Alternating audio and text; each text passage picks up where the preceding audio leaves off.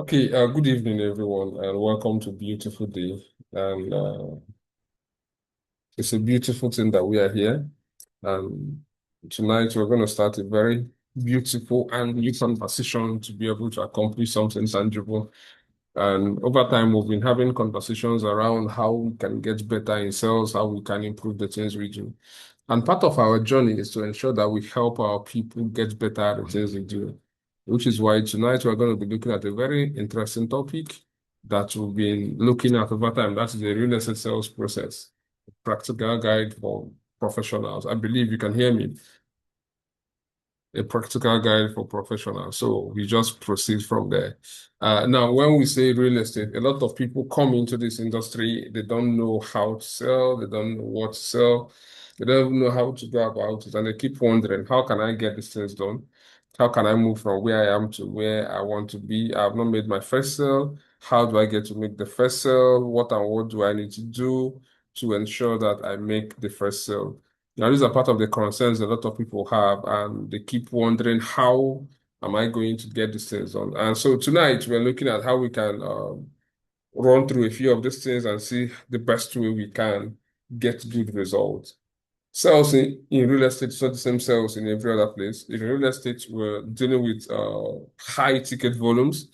We're dealing with the cheapest product you could get runs into millions. So you don't even have any excuse why you play small, because automatically the moment you come into real estate, you have signed up to play big. So tonight we're going to be looking at how do I go through this process? How do I get through this process so that I can become a consistent back-to-back deliverer? I can deliver back-to-back on sales. I can every week, every month, I'm ensuring that I'm making sales that are enduring, that are useful for us. So tonight we'll start the journey and we'll proceed from there. Now, what are the objectives, things we intend to accomplish tonight? Even if we don't finish the whole slide, anywhere we stop, we pick up from there as we move forward. Now, what's the training objective? To understand the real estate sales cycle. That is number one objective, the things we intend to accomplish by the time we are done with these sessions. Identify activities at each stage.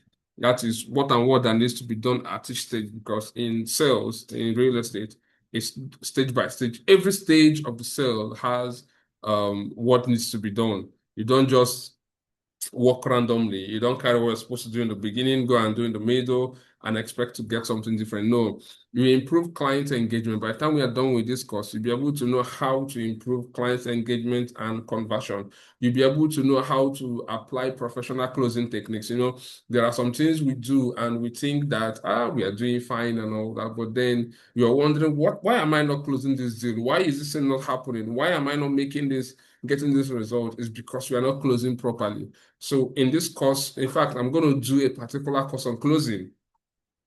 I'm going to do a particular course on closing so that we understand how to how to train effectively, how to close effectively, sorry. Now, the final thing we're going to understand at the end of this course is, how do I build long-term client relationships? How do I build long-term client relationships? How do I build relationships that will last with clients for a very long time?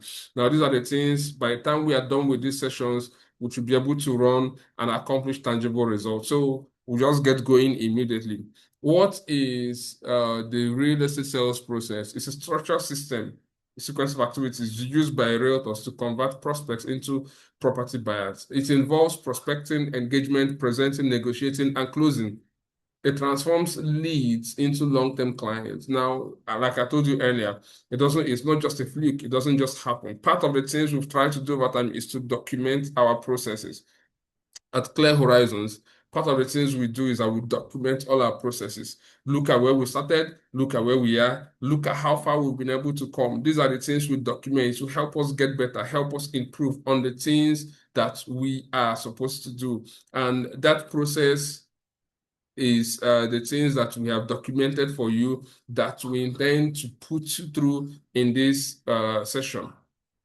Now, the first thing we're going to be looking at is sales funnel. If you're a salesperson, you're a realtor, I'm sure by now you should understand what a sales funnel is. Now, when we say a sales funnel, it simply means what are those things that you do that brings people to your table? What are those things that you do that bring people to your table, to your doorstep? What are the, a funnel is something like this. It's open and then it has a narrow tube and then it has an opening under. So this open place is like a net. You're casting your net. Everything is falling inside and then it's flowing in until it drops off. Now, the question is, how do you get more people to come in here? If you're using funnel to fetch water, you have a lot of water drop here at the upper part. Now, as it begins to go down, it begins to narrow until it eventually tanks and the ones that go inside. The same thing with the cells. Now, you have a lot of people here. How do you sieve them from that top until you go down, you go down, you go down until you have your cell, you close your cell, and then you continue with the relationship. So sales funnel starts with the prospecting. Prospecting simply means the funnel you throw open. We're going to do a particular, I think as time goes on, we'll develop courses on each of them, so that you can understand this properly. But for now, let's run it through then before we come and look at them one after the other. Now, when we say prospecting, what do we mean? Prospecting simply means what are the things you do that get people to see you? What are the things you do that bring in people into your house? What are the things you do that bring in people to your product? What are the things you do that bring in people to your business? What are the things you do that bring in people to where you are? What are the things you do that bring in people to you? That is prospecting. What and what do you do? Do you make cold calls? Before you even make the calls, how do you get the contacts? How do you get the people to come in? These are the things you look at prospecting. What and what do you do? Do you run Facebook ads to get people to come in? Whatever you do that bring people to you, whatever you do that bring people into your house is called prospecting. So that is the first thing you need to do. Then as people are coming in, you begin to have a system that would qualify each one, which one is a lead, which one is just waste. Because if you've run an ad before, actually for your real estate, you realize that when a lot of people come in, people come with different from different places. Even people that do not qualify for you to entertain their conversations, they come in because they saw an ad, they click. I don't know whether there are people that are specialists in clicking ads.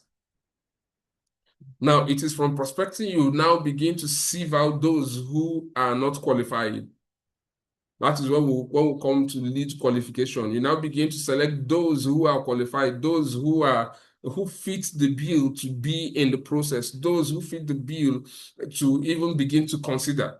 Now, when you have actually selected those from the big prospects you've actually selected those that fit into that, there's a possibility of them buying from you, you begin to engage them.